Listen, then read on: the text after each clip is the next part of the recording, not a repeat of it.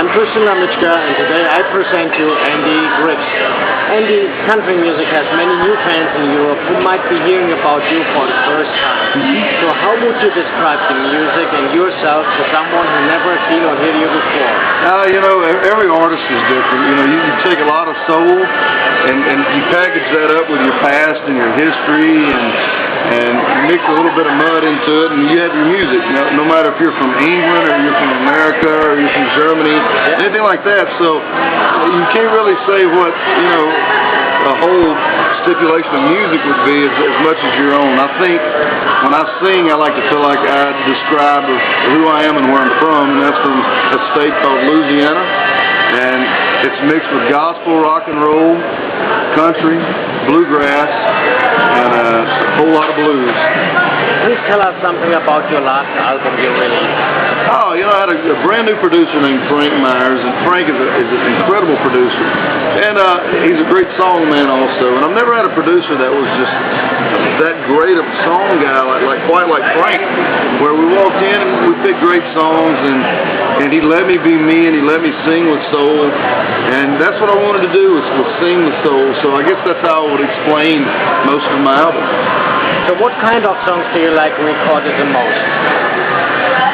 Oh man, that's hard. A great song, and I say that because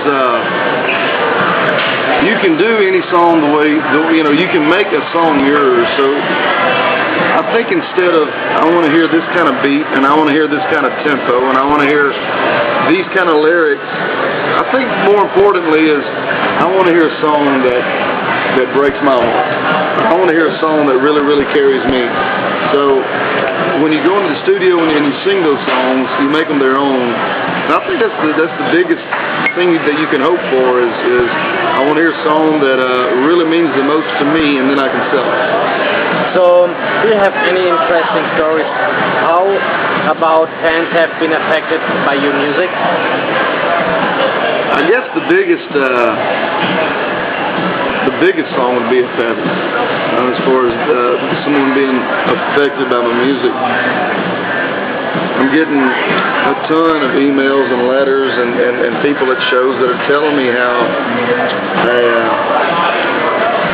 I sang at that funeral, or I sang here, or I sang there, because they played If Heaven, my song. So I would have to say, throughout my career and the hits I've had, the song If Heaven I get the most feedback from, because it probably means the most. So, who do you look up musically, and how deep do your musical roots run? Oh, well, growing up where I grew up, bluegrass and blues and rock and roll, like we were saying, and gospel. So there was a lot of Jerry Lee. There was a lot of Elvis, but there was a lot of B.B. King and Bill Monroe. So there was, and Hank Williams. And you put all those guys together, that's what I look up to the most is all those nights after nights after nights that I listen to those albums. And, I'm not the only one. I think, we're sitting here in Nashville, Tennessee. I think most artists can say the same thing. They grew up listening to Hank and Waylon and, those kind of guys. So that's who we all kind of pay homage to. So if you had the chance to change something about the music industry, what would it be? Nothing. Nothing? No, I guess, a friend of mine just said here a minute ago that the only thing that stays the same in life is change. And music changes, music business changes. This is a tough town, so is Hollywood, so is New York, so it's really no different than that. Do you wish a change? I'm not so sure, because, man, it's all evolving into who knows what. So you kind of take it from there, and you take what you can get, and you play ball in the major leagues, and sometimes you win, sometimes you lose. Okay. So what inspired you to become an artist? Well, obviously music. I've never really had anything that burned in my soul except music. I never really wanted to do anything else. I mean, my soul burned for a song. And one day I said, I got to go to Nashville and I got to at least try. I'd rather be a failure than not know. I got to at least know. If I win or if I lose, I got to know. And that's what keeps me going still. You just asked me a question about music business. And music business does not keep the wheels turning.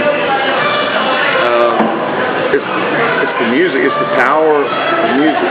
Okay. And that's what keeps me going. So what's unique about you that differentiates you from other artists? Man, I don't know. I don't look in the mirror very much.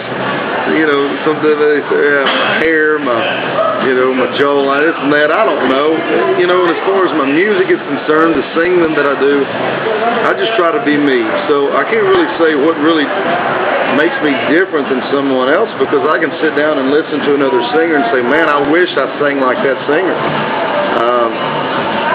All I know is all I guess I can say is my name. I don't know of another singer that's named Andy Griggs. Other than that, man, I'm just trying to sing a song like everybody else. So what private goals in this area do you have?